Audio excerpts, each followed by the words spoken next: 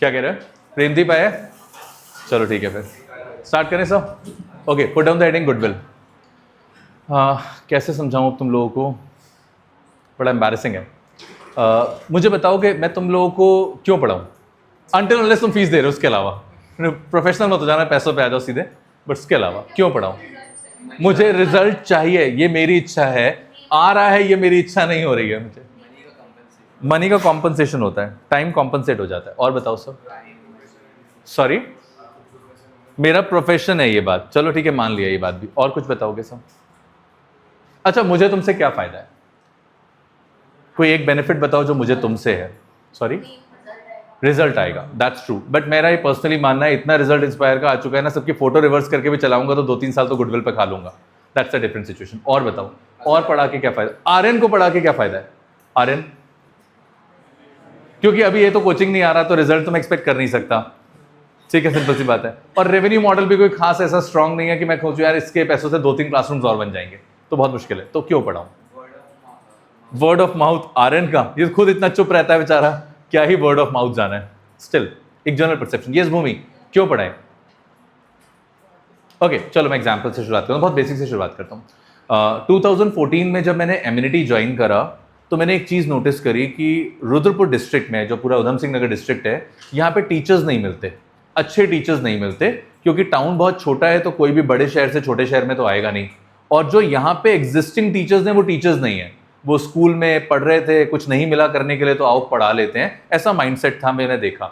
उसके बाद जब मेरे को ऑप्शन था कि मैं रुद्रपुर के किसी स्कूल में अप्लाई करूं, तो मैंने 2-4 लोगों से पूछा वेयर आई शुड अप्लाई।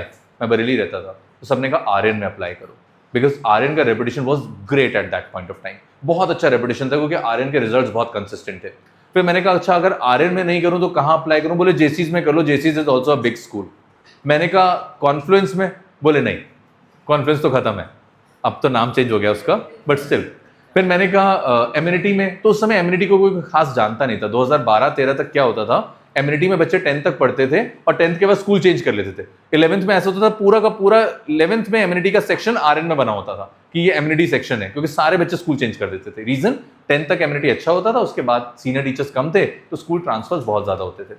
तो एक चीज मुझे समझ में आया कि एक बच्चा जब किसी स्कूल में जा रहा है या किसी कोचिंग में जा रहा है, तो शायद उस कोचिंग या स्कूल की कुछ गुडविल होगी, कोई रेपुटेशन होगा, इस वजह से वो बच्चा जा रहा है। लेकिन धीरे धीरे ट्रेंड बदला, अब स्कूल भी अच्छे बच्चों को ढूंढने लगे, कोचिंग्स भी अच्छे बच्चों को ढूंढने लगे। कोचिंग्स को लगता है यार वो बच्चा काश मेरे पास पढ़ रहा होता, या स्कूल्स को लगता है काश वो बच्चा मेरे स्कूल में पढ़ रहा होता। क्यों लगता है स्कूल्स को या कोचिंग्स को ऐसा? क्योंकि बच्चे रिजल्ट्स देते हैं। तो समटाइम्स आप स्कूल की गुडविल देखकर वहां जा रहे हो, समटाइम्स स्कूल आपको बुला रहा है आपकी गुडविल की वजह से। ये दोनों चीजें रेसिप्रोकल हैं आज के टाइम पे। एग्जाम्पल के लिए, आज से कई साल पहले ऐसा हुआ, एक बहुत अच्छा स्टूडेंट था आर्यन का, उसने साइंस ली, मुझे पता चला उसने साइंस ली। She holds 99% in 10th board examination. मैंने कहा साइंस कैसे ले सकती है इतनी अच्छी बच्ची? मैंने इनडायरेक्टली कनेक्शन निकाला, उससे बात करी, मैंने 10 मिनट में उसको कन्विंस कर दिया कि कॉमर्स की लेनी है, और मैंने उसको कॉमर्स दिला दी। And the point was simple, very simple, because मुझे लगता था कि इतना अच्छा बच्चा है तो कॉमर्स या साइंस अच्छा ही करेगा। तो नो डाउट उसने कॉमर्स में बहुत अच्छा करा। And why I did that thing, क्योंकि मुझे लगता था इस बच्चे की गुडविल इतनी स्ट्रांग है कि एक 99% वाला बच्चा अगर मेरे पास आता है, तो that means overall result inflate होगा, और इसका एडवांटेज मुझे भी लॉन्ग रन में कहीं ना कहीं मिलेगा। That means I try to enjoy the goodwill of the child जिसके मार्क्स है। और ये वाइस वर्सा हो सकता है, it's a very normal thing, हमारी इंडस्ट्री में बहुत नॉर्मल होता है। आप मेरी गुडविल को एंजॉय कर सकते हो, मैं आपकी गुडविल को एंजॉय कर सकता हूं, as long as the things are better. एक इसका और एग्जांपल देता हूं। अभी मेरे बहुत सारे पुराने स्टूडेंट्स हो गए हैं, तो जैसे जैसे बड़े हो जाते हैं तो फैमिली मेंबर्स बन जाते हैं। तो अभी एक ऐसा बहुत अच्छा फैमिली मेंबर है मेरे स्टूडेंट इंडस्ट्री का ही, सरबजीत सिंह नाम है। पिछले 6 महीनों से बाहर घूम रहा है मेरे साथ, 6 महीनों से, हर तीसरे दिन मेरे साथ, कभी गोवा, कभी श्रीलंका, कभी मुक्तेश्वर, कभी दिल्ली, कभी चंडीगढ़। एक दिन उसके पापा का फोन आ गया, सर आप इतना घूमते हो, स्कूल वाले छुट्टी दे देते हैं? मैंने कहा घूमते हो? मैं खुद याद रख रहा हूँ आखिरी बार कब घूमने गया था मैं, मुझे याद ही नहीं आ रहा। फिर मैंने कहा सर जब जरूरत पड़ती है तो दे ही देते हैं, मुझे क्या पता क्या रीजन था। बोले नहीं आप तो घूमते हो, इतना सारा पैसा खर्च करते हो, ये हमारा लड़का भी बहुत पैसे खर्च करता है। मैंने कहा सर एज है बच्चे की, 25-26 साल का लड़का बच्चा है, घूमेगा ही घूमेगा। बोले सर घूमे अच्छी बात है, आपके साथ ही क्यों घूमता रहता है? मैं मेरे साथ घूमता है? कब घूमा मेरे साथ? बोले सर 6 महीने से तो आप ही के साथ जा रहा है हर तीसरे दिन घूमने के लिए। तो टेक्निकली उस दिन मुझे रियलाइज हुआ ये बच्चा मेरी गुडविल इनकैश कर रहा है। मेरी इमेज इसके घर में अच्छी है तो अब ये मेरा नाम ले लेके पूरे हिंदुस्तान में घूम रहा है कि मैं तो सर के साथ जा रहा हूँ, कोई पूछेगा भी नहीं कहाँ जा रहा है। तो टेक्निकली गुडविल एंजॉय करना इज अ डिफरेंट थिंग और goodwill banana is a different thing, ये चीज आपको समझनी है। अब अगर मेरा एक बिजनेस है और मेरे बिजनेस का रेपुटेशन अच्छा है और मैं कवन को अपने बिजनेस में एज अ पार्टनर बना लूं, चांसेस बहुत कम है, बट मैं कवन को अगर अपने बिजनेस में पार्टनर बना लूं तो कवन को ज्यादा फायदा होगा, मुझे ज्यादा फायदा होगा, कवन को ज्यादा फायदा होगा, क्योंकि अल्टीमेटली पार्टनर बनने का मतलब मेरे प्रॉफिट में इसका हिस्सा आएगा। ये बाहर जाके कहीं भी बोल सकती है, कोई पूछेगा तुम क्या करती हो, तुम कुछ करती नहीं हो, कहती है नहीं मैं इंस्पायर क्लासेस में पार्टनर हूं। तो टेक्निकली इसका रेपुटेशन को बेनिफिट इसको मिलेगा। अब इस बेनिफिट को मैं इसे एंजॉय करने को दे रहा हूं, मेरा क्या फायदा, व्हाट्स माय बेनिफिट, मुझे भी तो कुछ चाहिए ना। तुम मेरे बिजनेस की रेपुटेशन यूज कर रही हो, बदले में मुझे क्या मिल रहा है, मुझे पैसे चाहिए, कैपिटल नहीं, कैपिटल तो इसकी जब चाहे विड्रॉ कर लेगी, मुझे कुछ पैसे चाहिए। तो मैंने इसको डील रखा, तुम मेरे बिजनेस की जितनी चाहो उतनी देर तक रेपुटेशन इस्तेमाल करो, I don't have a problem, बस बदले में मुझे थोड़े से एक्स्ट्रा पैसे दे दो जो मैं कभी वापस नहीं करूंगा, चाहे तुम बिजनेस में रहो या तुम बिजनेस छोड़कर चली जाओ। समझ में आ रहा है? तो अगर कोई नया पार्टनर बिजनेस में आता है तो वो पुराने वाले बिजनेस की गुडविल को एंजॉय करेगा और उस एंजॉय करने के बदले में जो पैसे नया वाला पार्टनर हमें देगा उससे बोला जाएगा प्रीमियम फॉर गुडविल। ये गुडविल नहीं है, आपके स्कूल में कई बार ये बताया जाएगा new partner brings goodwill. I am sorry, नया पार्टनर अपने साथ गुडविल नहीं लाता, नया पार्टनर आपकी गुडविल को इस्तेमाल करने के लिए पैसे लाता है और उन पैसों को कहा जाता है प्रीमियम फॉर गुडविल। कंसेप्ट समझ में आ रहा है? तो लिखेंगे when a new partner is admitted to the firm, when a new partner is admitted to the firm, हाँ गुडविल में लिखेंगे when a new partner is admitted to the firm, he और she brings a certain amount, he or she brings a certain amount, he or she brings a certain amount, when a new partner is admitted to the business of the firm, he or she brings a certain amount in the name of goodwill, he or she brings a certain amount in the name of goodwill, also known as premium for goodwill, also known as premium for goodwill, also known as premium for goodwill। ठीक है sir, sorted है, कोई दिक्कत तो नहीं? पीछे अपार जोत क्लियर है बेटा? हाँ, when a new partner brings या enters into the business, he or she brings a certain amount in the name of goodwill which is known as premium for goodwill। या प्रीमियम को अंडरलाइन करेंगे sir, और premium को underline करके लिखेंगे premium means money or an asset, premium means money or an asset। Premium का मतलब होता है पैसा या फिर कोई वैल्यूएबल चीज। ठीक है, am I clear with this thing? Okay, अब एक छोटा सा एग्जांपल लेते हैं। वंशिका, सपोज करते हैं आपके घर पे कोई गेस्ट आता है, 5000 साल के बाद आपसे मिलने के लिए आता है या बहुत टाइम के बाद आता है, और वो आपके लिए कैश नहीं लेकर आता, पैसे नहीं लेकर आता, तो आप उन्हें एंटरटेन करोगे या फिर बस ऐसे ही चलो ठीक है आप आए हो बहुत अच्छी बात है? करना पड़ेगा। वाई? क्योंकि रिश्तेदार है। बट समटाइम्स मैं देखता हूँ कुछ रिश्तेदार ऐसे होते हैं जो पैसे नहीं देते, बट आपको कोई ऐसा वैल्यूएबल प्रोडक्ट दे देते हैं जो बहुत एक्सपेंसिव होता है। हो सकता है it may be a possibility वो आपको कैश दे दें, it may be a possibility वो आपको वॉच दे दें, it may be a possibility वो आपको बैग दे दें। कोई भी एक्सपेंसिव प्रोडक्ट अगर वो आपको देते हैं तो क्या आप लेने से मना कर दोगे? नहीं मुझे तो सिर्फ कैश ही चाहिए, मैं सिर्फ कैश में डील करती हूँ, ऐसा तो नहीं होता ना। तो बिजनेस में भी प्रॉब्लम है कि जब कोई नया पार्टनर आपके बिजनेस में आ रहा है, अगर पार्टनर आपके लिए बहुत जरूरी है तो आप उससे एक्सपेक्टेशंस रखोगे कि भाई तू कुछ तो लेकर आ, कुछ तो पैसे लेकर आ। और अगर पार्टनर कहते मेरे पास कोई पैसे ही नहीं, जैसे कवन है, हमने कवन को जब अपने बिजनेस में as a new partner admit करने के बारे में सोचा तो हमने कवन से कहा कवन आपको बिजनेस में कुछ पैसे लाने पड़ेंगे, और आप तो जानते हो इसका नेचर, सर मेरे पास कोई पैसे वैसे नहीं है। तो मैंने कहा चल ठीक है पैसे नहीं है, इट्स ओके, घड़ी दे दे, तेरी जो घड़ी है वही बिजनेस में इन्वेस्ट कर देते हैं। तो पॉसिबिलिटी है ना, पैसे लाना जरूरी नहीं है, पैसों के अलावा अगर कुछ और वैल्यूएबल आपके पास है, लाइक माधव के पास फॉर्च्यूनर है तो हम माधव से फॉर्च्यूनर मंगा सकते हैं, कि आपके पास कोई भी वैल्यूएबल चीज है आप बिजनेस में ला सकते हो। तो पैसे भी हो सकते हैं और कोई एसेट भी हो सकता है। एसेट मतलब कोई भी वैल्यूएबल चीज जो आप ओन करते हो। समझ में आता है? कोई दिक्कत तो नहीं सर? पक्का? अच्छा, अब मुझे बताओ, मैं आपको पढ़ाता हूं, मुझे बदले में पैसे मिलते हैं, अगर आप पैसे ना देना चाहो तो what should I accept in return? Sorry, blessings. भाई ऐसे है ना, इधर से बाहर जाना, लेफ्ट हैंड साइड का टर्न है ना, गुरुद्वारा आएगा, वहां माथा टेक लेना, तुम्हें भी मिल जाएंगी। या ब्लेसिंग से काम चल सकता होता तो बात ही क्या थी? Still what should I get in return? जैसे मेरा एक स्टूडेंट है, right now is working in Uttar Pradesh police, तो आज से कई साल पहले मैं उससे पढ़ाया करता था। एक दिन उसका एक एंट्रेंस टेस्ट आया, यही पुलिस भर्ती का, उस समय उसने हेड कांस्टेबल ज्वाइन करा। तो मुझसे कहता सर मेरे को मैथ्स पढ़ा दो। मैंने कहा यार क्या मैथ्स पढ़ाऊंगा, मैं तो कॉमर्स अब पढ़ाता हूँ, मैथ्स पढ़ाना छोड़ दिया। बोले नहीं सर मेरा कॉम्पिटेटिव एग्जाम है, आप पढ़ा दो। मैंने पढ़ा दिया। 1.5 महीना पढ़ाने के बाद कहता है सर फीस। मैंने कहा क्या फीस लें यार, तेरे से सिलेबस तो पढ़ा नहीं रहे, तेरी हेल्प करनी थी कर दी। तो मुझसे क्या बोलता है, सर अगर मैं सेलेक्ट हो गया ना और कभी भी आपको पुलिस का कोई काम होगा तो मुझे बताना। अब मैं सोच रहा हूँ पुलिस का काम होगा मतलब क्या होगा, मुझे पुलिस स्टेशन जाना ही क्यों पड़ेगा? मैं तो एक ऑर्डिनरी टीचर हूँ, एक टीचर को पुलिस से क्या लेना देना? एंड अनफॉर्चुनेटली लाइफ में एक ऐसा इंसिडेंस आया कि मुझे उसकी जरूरत पड़ी और मैंने उसको फोन करा, वो अपनी जीप लेकर आया and the matter get solve. अब ऐसी सिचुएशन में मेरे को लगा पूरे पैसे आ गए भाई, वो 1.5 महीना जो पढ़ाया उसके सारे पैसे आ गए। तो क्या उसने मुझे कैश दिया? नहीं, उसने मुझे काइंड में पे करा। काइंड में मतलब या तो उसने मुझे कोई सर्विस दी या फिर उसने मुझे कोई प्रोडक्ट दिया जो मैंने एक्सेप्ट करा। तो ध्यान रखेंगे, एसेट के नीचे लिखेंगे काइंड।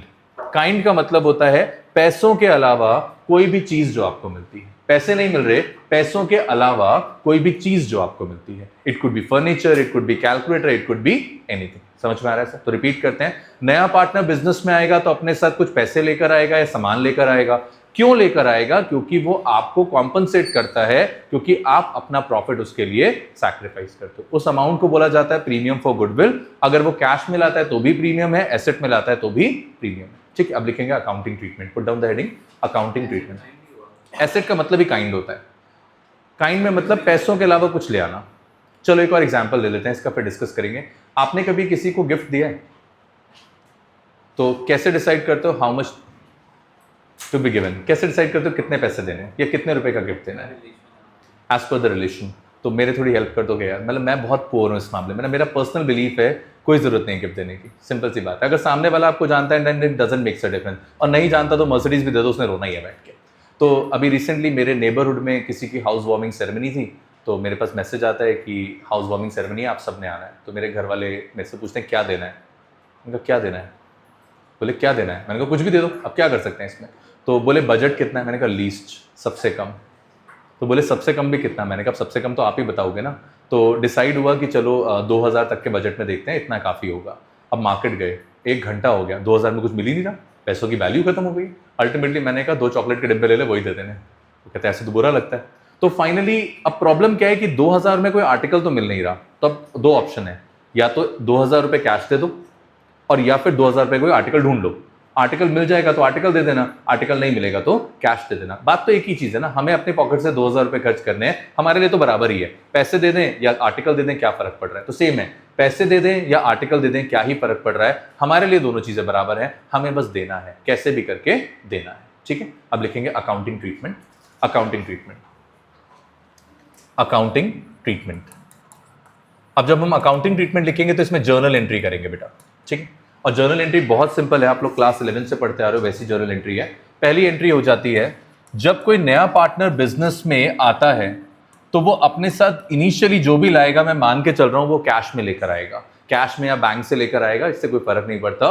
वो नया पार्टनर जब बिजनेस में आ रहा है तो अपने साथ कैश या बैंक में कुछ लेकर आ रहा है। क्या लेकर आएगा? एक तो कैपिटल लाएगा और प्रीमियम लाएगा। तो 2 चीजें लाएगा, एक लाएगा कैपिटल, तो यहां लिखेंगे न्यू पार्टनर्स कैपिटल अकाउंट। ये वो कैपिटल होगी जो वो लेकर आया। कैपिटल क्रेडिट होती है इसलिए क्रेडिट करा, बैंक डेबिट होता है, पैसा आ रहा है इसलिए डेबिट हुआ। और साथ में वो लाया प्रीमियम, तो हम यहां लिखेंगे to premium for goodwill account. Narration आ जाएगा being capital and premium introduced, being capital and premium introduced, being capital and premium introduced. ठीक है, इस मन्नत हो गया, being capital and premium introduced. तो एक बार रिपीट कर लेते हैं, पैसा बिजनेस में आया इसलिए बैंक अकाउंट डेबिट हुआ, कैपिटल के लिए आएगा तो कैपिटल लिख देंगे, प्रीमियम के लिए आएगा तो प्रीमियम लिख देंगे। ठीक है, एक क्वेश्चन देता हूं, ट्राई करो। एक्स नाम का एक नया पार्टनर बिजनेस में आया, वाई और जेड की फर्म थी, वो अपने साथ 60,000 की कैपिटल लेकर आया और 30,000 का प्रीमियम फॉर गुडविल लाया। जरा जर्नल एंट्री करना फटाफट से, देखते हैं क्या आ रही है। 60,000 की कैपिटल लेकर आया और 30,000 का प्रीमियम फॉर गुडविल लेकर आया। एंट्री कर दो फटाफट से, neat and clean. Bank account debit कितना हो जाएगा? 90,000।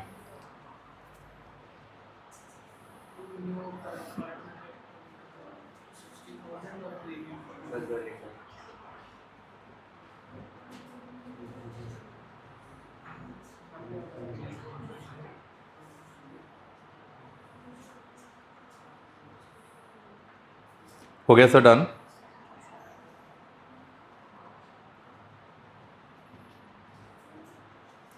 सर जब हो जाए तो बता देना। नरेशन लिख देना सर।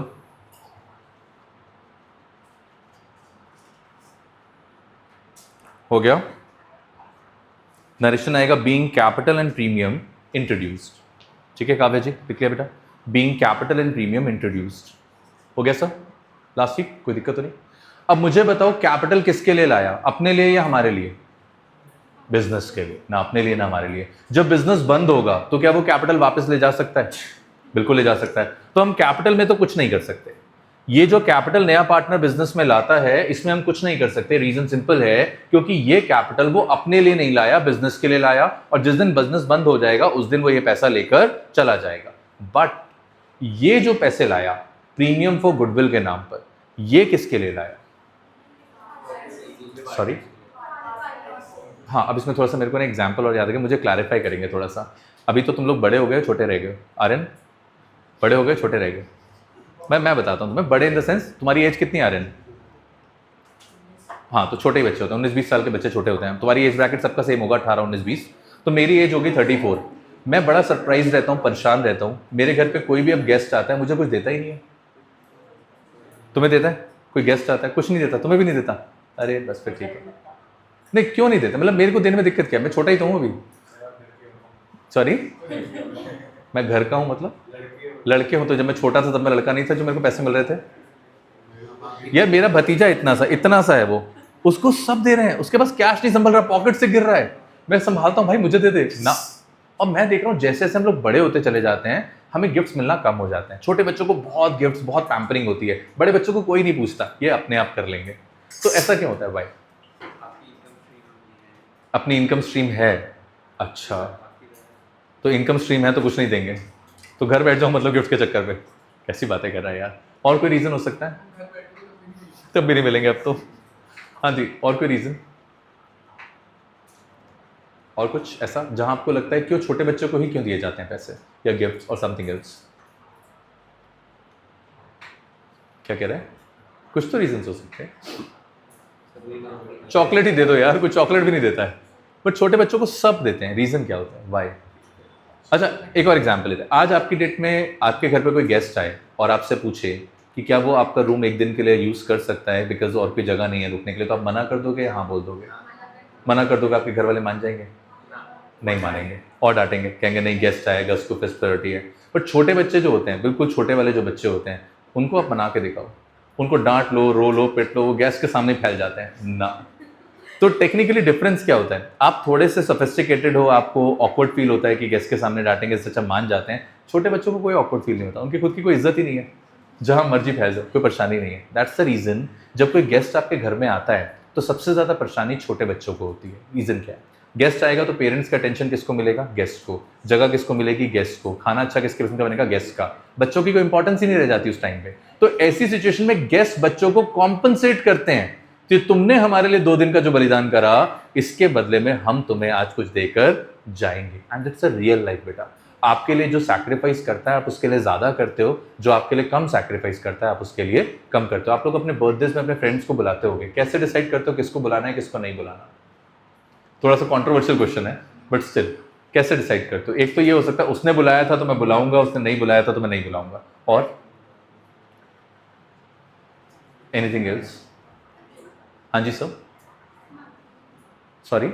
या किसी फ्रेंड ने आपकी कभी मदद करी होगी तो आप उसको जरूर याद रखोगे, किसी ने मदद नहीं करी होगी तो आप नहीं याद रखोगे। सिंपल है ना। जिसने आपके लिए सैक्रिफाइस करा आप उसे कॉम्पनसेट करोगे, जिसने आपके लिए कोई सैक्रिफाइस नहीं करा उसके लिए आप कॉम्पनसेट नहीं करोगे। एक सिंपल एग्जांपल है, मैं मार्केट में जा रहा हूँ, अग्रिम की स्कूटी खराब हो गई, मैंने देखा, मैंने पूछा अग्रिम स्कूटी खराब हो गई, चल अपने आप देख लेना, और मैं आ गया। तो कल को अगर मेरी स्कूटी खराब होगी, मेरी गाड़ी में पेट्रोल नहीं होगा, तो क्या ये सैक्रिफाइस करेगा? कभी नहीं करेगा। अगर मैं इसके लिए 10 मिनट वहां सैक्रिफाइस करता हूं तो ये फ्यूचर में मुझे शायद कॉम्पनसेट करने के बारे में सोचेगा। तो ध्यान क्या रखना है, ये जो प्रीमियम फॉर गुडविल है, इट्स अ कॉम्पनसेशन। ये कॉम्पनसेशन है, ये उन लोगों के लिए कॉम्पनसेशन है जिन्होंने अपना प्रॉफिट सैक्रिफाइस करा है नए वाले पार्टनर के लिए। तो लाइन लिखेंगे, this premium for goodwill belongs to the partners who sacrifice their profits. This premium for goodwill belongs to the partners who sacrifice their profits. This premium for goodwill belongs to the partners who sacrifice their profits in the favor of new partner. In the favor of new partner. Who sacrifice their profits in the favor of new partner. In the favor of new partner. हाँ, एक ने sacrifice करा अगर हाँ तो सारा x को मिल जाएगा। जो सैक्रिफाइस करेगा सर, जिसने बलिदान दिया, प्रीमियम उसी का, सिंपल सी बात है। ठीक है, हाँ क्या premium for goodwill will be given to the partners who sacrifice their profits in the favour of new partner. Premium for goodwill हुआ, गुडविल के लिए वो जो पैसा लाया वो उसी पार्टनर को मिलेगा जिसने अपना प्रॉफिट सैक्रिफाइस करा। एक बात बता, गुडविल एंजॉय करने का मतलब क्या है? अगर मेरी गुडविल ये एंजॉय कर रही है, इसका मतलब ये तो है कि मेरा प्रॉफिट एंजॉय कर रही है। और प्रॉफिट मतलब जो प्रॉफिट पहले मुझे मिलना था अब इसको मिल रहा है। बिल्कुल, मेरे नाम से चल रही है, गुडविल मेरी है, तो मतलब जो प्रॉफिट मैं कमाना चाह रहा था, मेरी वजह से हो रहा था, उस प्रॉफिट का हिस्सा उन दोनों को मिलेगा। अब उन दोनों को प्रॉफिट ही तो मिल रहा है। कौन सा प्रॉफिट? जो मुझे मिलना चाहिए था, उसके बदले में पैसे दे रहे हैं। प्रॉफिट के बदले में तो पैसे दे रहे हैं, और प्रॉफिट क्या है? गुडविल की अर्निंग कैपेसिटी तो है। ठीक है, अब लिखेंगे अकाउंटिंग ट्रीटमेंट। इसका अकाउंटिंग ट्रीटमेंट लिखेंगे सब। Accounting treatment will be premium for goodwill account debit, हाँ, premium for goodwill account debit to sacrificing partners capital account. This will be the entry. Premium for goodwill account debited to sacrificing partners capital account. Premium for goodwill account debited to sacrificing partners capital account. ठीक है, narration आएगा, being goodwill distributed in sacrificing ratio. हाँ जी, ये treatment है। इसमें मैंने आपको ये बताया कि जो भी प्रीमियम नया पार्टनर लाएगा वो सिर्फ उसी को मिलेगा जिसने सैक्रिफाइस करा होगा। अगर ये नई पार्टनर बिजनेस में आ रही है तो वो प्रीमियम ला रही है, तो वो सिर्फ उसको मिलेगा जिसने सैक्रिफाइस करा है। किसी ने सैक्रिफाइस नहीं करा तो नहीं मिलेगा। ठीक, तो लिखेंगे, इसका नरेशन आएगा, being premium distributed to sacrificing partners in sacrificing ratio. तो अगर सांची ने प्रॉफिट सैक्रिफाइस करा तो सांची को मिल जाएगा। Being premium distributed to sacrificing partner in sacrificing ratio. ठीक है, sacrificing ratio भी नहीं निकालना पड़ेगा स्टार्टिंग में आपको, जो पुराना रेशियो होगा उसी को sacrificing मान लेंगे। ठीक है, तो क्वेश्चन नंबर 1 से स्टार्ट करते हैं। x y दो पार्टनर्स हैं 3:2 में, z को एडमिट करा है 1/4 के लिए। z अपने साथ 60,000 की कैपिटल ला रहा है और 36,000 का प्रीमियम फॉर गुडविल ला रहा है। जर्नल एंट्री करनी है सर, जर्नल एंट्री करनी है।